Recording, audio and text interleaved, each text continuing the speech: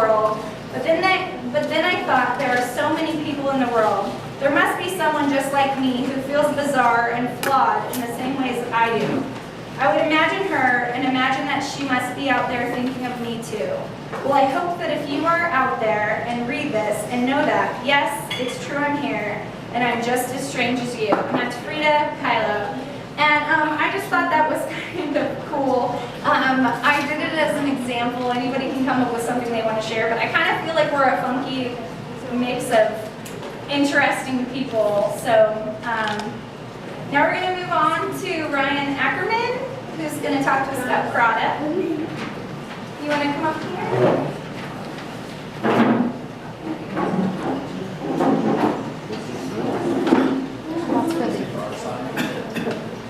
Hello everyone, my name is Ryan Ackerman. For some of you know me, some of you don't.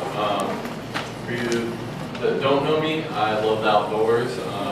Really spend pretty much all my free time not dressed like this, as long as I got off of work just recently, came straight here. But typically I'm outdoors, I'm on a bicycle 90% of the time if I'm not at home taking care of my dogs or at work. I'm an avid cyclist, so I recently have been elected as the board chairman of Colorado River Area Trail Alliance. What that is that is a trail organization. We are a 501c3 nonprofit organization, and our main mission and goal ultimately is to create, build, and maintain trail systems for hiking, biking, and horseback. Now, we primarily operate more as a mountain biking function. However, we definitely don't like to pigeonhole ourselves into that. We want everybody to know that the trail systems are available to everybody. And one of the things we do in doing that is we like to make sure that everybody understands trail stewardship and trail etiquette, and make sure that we're kind of relaying that message, and to look out for one another out on the trail. Just because you're on a mountain bike doesn't mean you have to run over a hiker, or just because you're on horseback doesn't mean you have to run down the mountain bikers, or vice versa. We all have to be out there for each other. The other thing we do is we are a chapter of the International Mountain Bike Association as well, who also works with a 30-year-long company called Trail Solutions, who has developed trails all across the world. Trail Solutions is actually, I think it's 6 or 7 of their trails that they've officially built have actually been rated as some of the top 10 trails in America.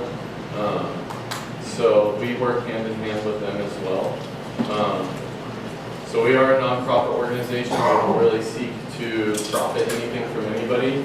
We have dedicated workers who go out every single weekend and work on Monolith Gardens. I don't know if any of you have ever been out to Monolith Gardens.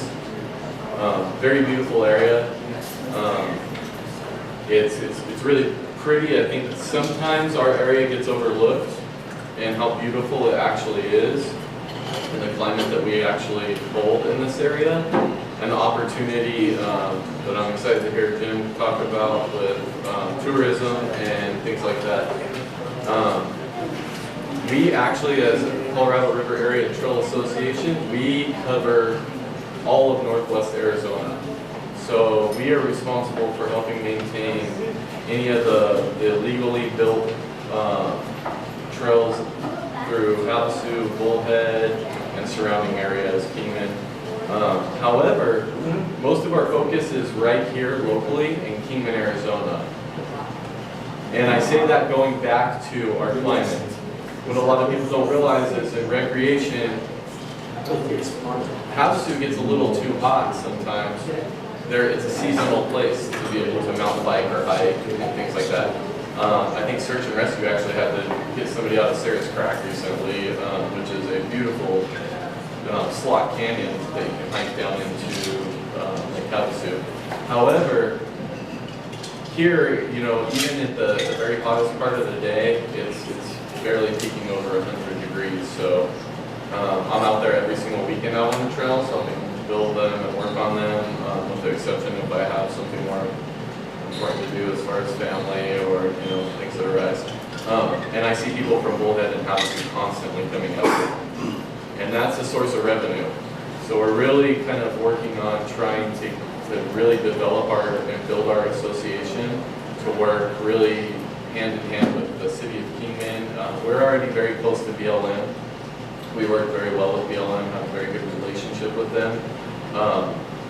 And we're working on getting White Cliffs area over here actually used up and, not used up I should say, but putting a whole trail system in that area to connect uptown by the golf course to downtown to give people a walking path for exercise, a beginning bike path. So the people that want to get into mountain biking that don't want to go and crush out, 10, 20 miles out of Mount Olive Gardens or right over the really rough stuff, they'll give them an opportunity to really kind of delve into the beginning aspects of what it's like to get on a smaller single track trail, that's only yay wide and only a few feet wide, and really adventure out on that and bring their kids out, gives them opportunity. That reflects back on our economy hugely because now you have access to hotel rooms and you have an ease of access for the outdoor recreationalists from uptown to downtown. Eventually the long-term scope is to connect White Cliffs area into Fort Bill. I don't know how many of you have ever been out to Fort Bill area, but there is a trail system out there that's separated from actual Fort Bill because that's a protected area with lots of history. So we don't want people trampling everywhere and riding their bicycles all through that protected area because there's lots of history there that we want to preserve.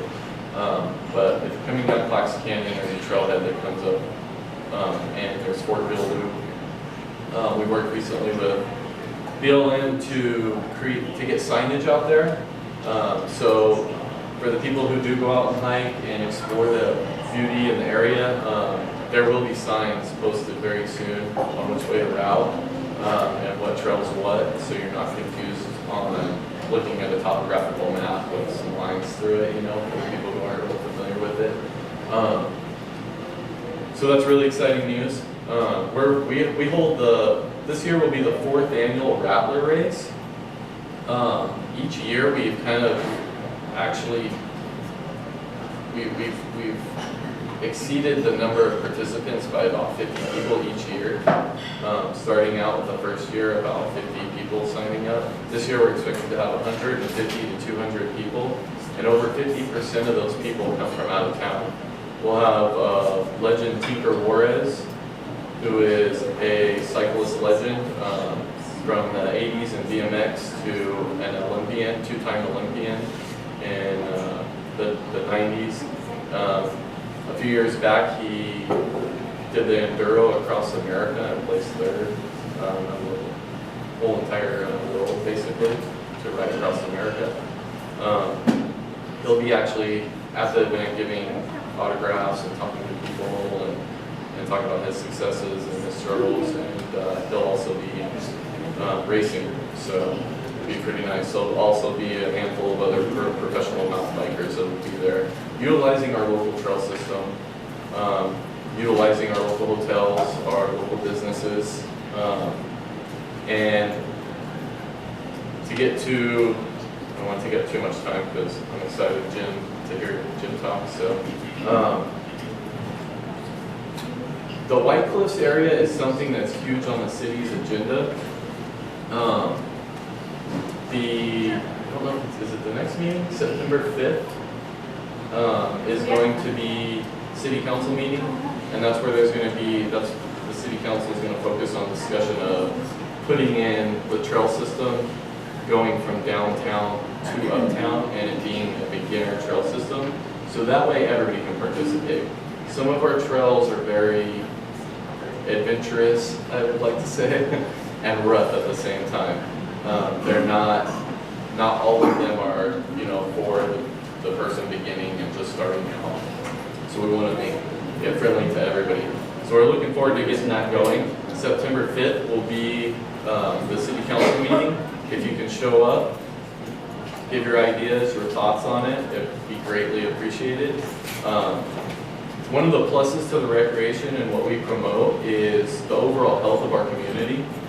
The more people we get outside and enjoying the beauty of our area, the more likely they're out to go out and treat themselves, you know, economically. They're treating their bodies as well. They're going to treat the local area, grabbing a beer, a bite to eat, whatever it be afterwards, taking their kids out. I mean, there's not a whole lot to do for kids around this town. But one of the big things we like to advocate is the fact that using these trail systems are 100% free.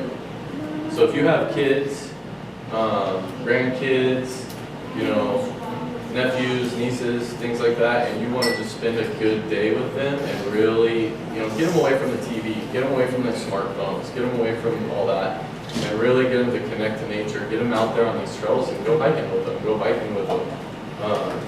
And it'll create a better community, a healthier community. It also helps the doctors and people who come in. They want to stay. Look at Flagstaff. Flagstaff's known for all their prosperity and medical field and this and that. Well, they get a lot of that because a lot of their top doctors like to mountain bike, they want to farm and hike and things like that. So they want to live there because of that. However, it's a seasonal place. I mean, you kind of got to pick and choose your sports throughout the season. Kingman's very unique in its climate, being high desert. We can enjoy these activities 100% throughout the year. So that's kind of what our club is about, our organization. We actually are holding a Route 6, we call it the Route 66 Rattler Race because when the first year it was called the Rattler Race. From then on, it got coined as a Route 66 Rattler Race. Our ultimate goal and scope is to get White Cliffs area developed and downtown area developed with some bike paths through. And what we really want to see happen is, if anybody's familiar with cycling at all, the Whiskey in Prescott, actually their city brings in $250 million each year. It's called an Epic Ride event, and there's 3 of them in the United States, and one of them's held in Prescott. And the city gets involved, and it's a 50-mile course, and then they have some beginner courses for the people that, you know, are going to do the endurance race. But the revenue that brings in is astronomical for just such a small ethnic community or sport. Kingman's not far off from that, actually. You know, it could happen here. We could bring in quite a bit of revenue from something like that by getting races to route right through the middle of downtown. The ultimate goal, like I said, is to connect Fort Bill over here to White Cliffs. And once that happens, that opens up a whole new world of opportunity for events in Kingman through cycling, hiking, and even horseback. So it's huge stuff. We're very excited to get the ball rolling on that.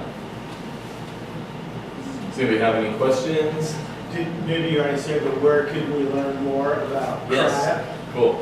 So CRATA, you can go to our Facebook page, which is Colorado River Area Trail Alliance. You can definitely go there. You can contact us at crata.az@gmail.com. That's crata.az@gmail.com. Anybody is welcome to become a member. The membership fees can be anything from a minimal $39 to however much a person wants to donate. We have guys that go out every single day, or every single weekend, I should say, not day, and they break their backs. They're lifting big boulders, moving stuff out of the way. It's very strenuous work. Any help that we can get, we're welcome to volunteers. Every single weekend from now until October 21st, we meet at Coyote Trailhead, which is out at right over 93 right there. Most people know it by the big hole in the rock, or on the monolith out there. There's a big hole. So we needed that parking lot. That's where the big race will be held on October 21st. There'll be vendors and everything there. Any help we can get, we appreciate, but we also understand that some people aren't going to go hike out or ride out 3 or 4 miles, you know, into the trail system to do really strenuous, heavy, hard labor, and that's okay. We've gotten support through BLM. BLM's actually donated tools to us as far as rakes and picks and things like that. They've donated quite a bit to us. They've worked really well with us. Cracksair's donated work gloves so we keep our hands protected when we're, you know, moving rocks and using the tools. Black Ridge Brewery donated an ice chest, a very nice rugged ice chest, so we could keep cold drinks in there for volunteers and things like that. One thing I stress with the, you know, any event where you're outside, cleaning up Kingman, doing trail work, any of that stuff, it's awesome that you're doing that, but stay hydrated. It's very easy to become dehydrated. We've seen it a million times. I've done it myself, where I just started working too hard and became dehydrated, and it puts you out the next day. And it's just not fun. It's not a good thing, so take care of yourselves out there. So feel free to email us. There's lots of things in the works and events that you'll see coming up that we're going to get behind and support and check out. So, anybody else have any questions? I have a question. Yes. On your trails, especially the advanced trails, did they put any kind of like mileage or kilometer markers so in the event a person gets hurt, they can tell first responders on the telephone software that are on the trail? Yes, there's a couple different sources. So you can hop online and there's trail forks, there's applications, there's online. BLM holds a map. You can get a map from BLM. You can go to either of the local bike shops, and they always have a map of the trail system. So even if you're a hiker, don't be afraid to walk into the bike shop and say, hey, I heard there's trails out here. I want to hike them. Do you have a map? I can see it. It's very beautiful out there. And they'll provide you with a map. Search and Rescue is very familiar with the area and the trail system, so they definitely know exactly what each point is. One of the things we're working with BLM right now is, these are just some very basic proofs, but we're getting the trail systems marked, and we're going to hopefully put mileage on there as well, so people know where they're going and how far the trail goes. So we're working on some of these, which should be all finalized by this fall. So most of the trails and the forks and the trails and everything will have signage. Right now it's a number system with a map of the trail system on a placard, basically. So, yes. Yeah. In the event of an emergency, is there any good cell phone coverage out there? Actually, that's a good point. There is actually one of the other good things is I've been all over most of the West Coast riding mountain bikes, and there are many places you get into that you will have no coverage, and it is scary. That's a very good point. Yeah. Because nowadays we rely on that kind of stuff for a situation, and I would say 90% of the areas our trail systems go through have very good cell phone coverage from most carriers. I can't speak for each individual carrier. AT&T? So, most likely they have a big network, so that is a big plus that we do have cell phone coverage in most of those places. Very few places you're going to get into without coverage. And another thing is most of these trails are very well thought out. They're surveyed, they're looked at very closely before they're built. It's not where somebody just comes in and scratches in a trail real quick. You know, it's a lot of people think that you just go and pick a couple rocks and you start making your way through. It's much more than that, because erosion is a big thing out here. When it's dry and when it rains, the whole trail will get washed out. Some things have been built improperly in the past, and we're actually fixing that right now. We're working very hard on getting those spots rerouted and fixed to where they're going to be sustainable. big plus for the city in putting the trail system up here is the return on investment is huge because there's not, it's just an upfront cost. We have an organization that will maintain it. It can be locally maintained. There's a presence of people up there, so it's not as littered and trashed. And I mean, hikers are known for, hikers, mountain bikers, anybody in outdoor recreation is pretty known for picking up trash when they see it, carrying it out with them, you know, pack it in, pack it out. So that's a big thing. Yes. Anything else? Yeah. So one thing that I want to touch on too is when you are out and about traveling our trail systems, one thing I like to do sometimes, growing up half of my life here or most of my life here, I like to kind of try and look at it from a perspective that I've never seen before. Sometimes I like to imagine. I'm one of those weirdos like she was talking about earlier. Sometimes I even drive into Kingman. Sometimes I try to just put my mindset to where act like I've never been here before and try and see it from that point of view, from somebody else's shoes, you know, that who's never even driven through here, that maybe grew up in the forest their whole life in the Pacific Northwest. And you really start to see some of the beauty arise in this area. We live in a very, very, very beautiful place. We have also animals and plant life and things like that and artifacts that are all over this area. And one of the big things that BLM stresses for us to also pass on is if you see an artifact, an indigenous artifact somewhere, maybe notify them. Don't tamper with stuff too much because we have local archaeologists that will come out and assess the area. And as cool as it might be to take that piece home, you might be disrupting an area that could potentially unlock all kinds of knowledge that we'll find out in the future, things like that. Just kind of want to leave those things alone. Same with the wildlife.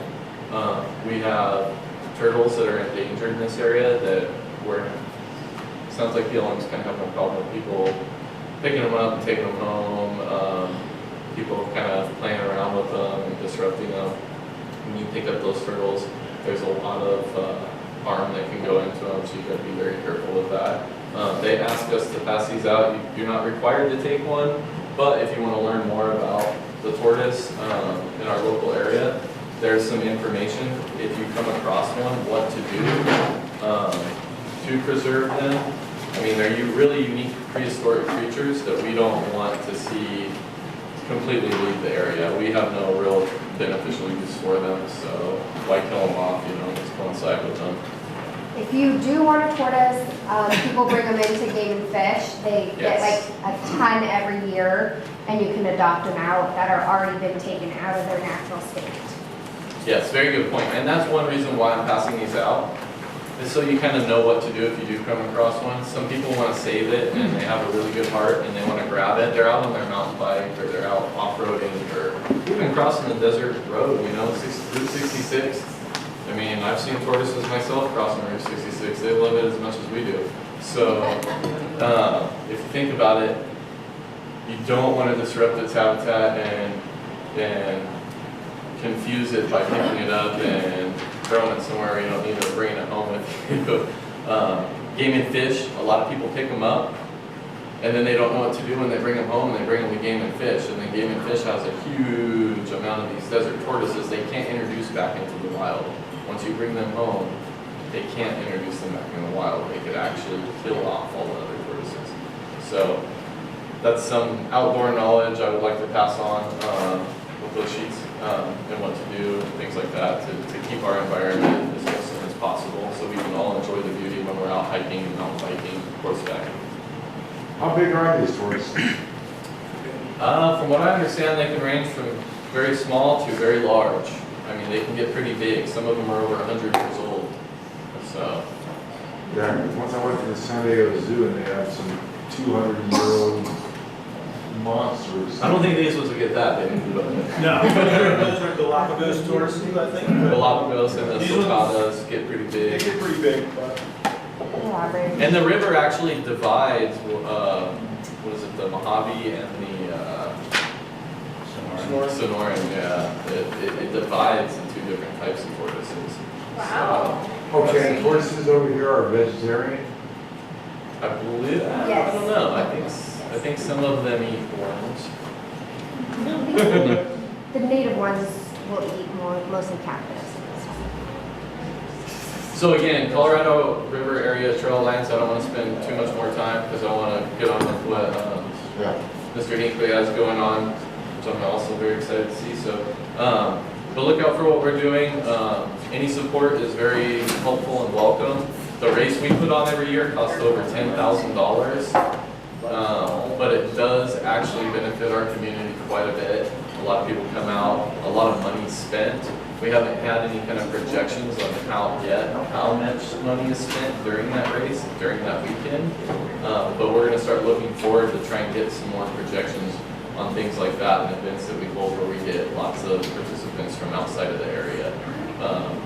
And that's gonna be very exciting data